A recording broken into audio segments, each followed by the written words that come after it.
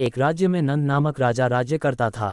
राजा नंद अत्यंत पराक्रमी और शक्तिशाली था। उसका राज्य चारों दिशाओं में फैला हुआ था। राजा नंद की पत्नी अत्यधिक सुंदर थी, लेकिन स्वभाव से बहुत तीखी थी। राजा नंद अपनी पत्नी को अत्यधिक प्रेम करता था और उसके रूठ जाने पर मनाने के लिए कुछ भी कर सकता था।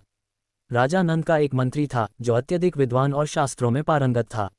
राजा अपने मंत्री पर बहुत भरोसा करता था और शासन चलाने में मंत्री की सलाह अवश्य लेता था। मंत्री की पत्नी का स्वभाव भी बहुत कठोर था। एक बार मंत्री की पत्नी रूठ गई और बहुत मनाने पर भी नहीं मान रही थी। तब मंत्री बोला, प्रिय, तुम्हारा रूठना किस प्रकार दूर हो, सो कहो। तुम जो कहोगी मैं वही कार्य करूंगा जिससे तुम प्रसन्न हो जाओ।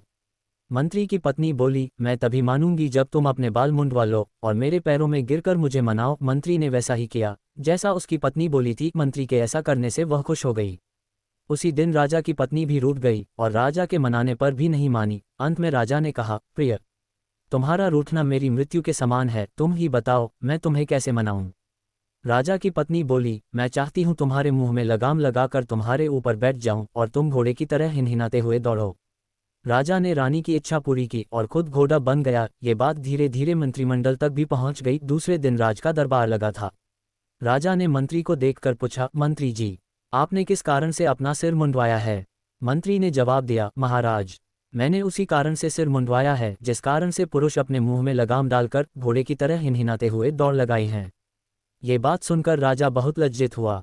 शिक्षा, हमें अपनी मर्यादा के विरुद्ध ऐसे कार्य नहीं करने चाहिए जिससे लोगों के सामने शर्मिंदा होना पड़े।